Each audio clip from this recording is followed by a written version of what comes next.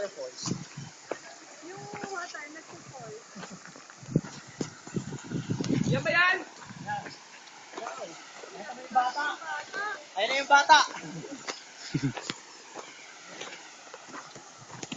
Pwede ka tumalon yan? Pwede. Wala namang pipigil sa'yo. Si Oliver naliligo lang. Asa?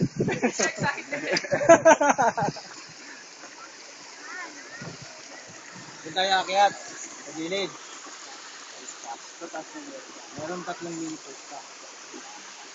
Pag malakas ang tubig yan, bro, dumabog ka na dito sa kabila. Pwede dyan kami naliga. Hindi, akit mo tayo sa taas. Bakit pa? Hindi, gusto nyo maligo dyan, pwede na. Pero kung gusto nyo makita sa taas, akit tayo sa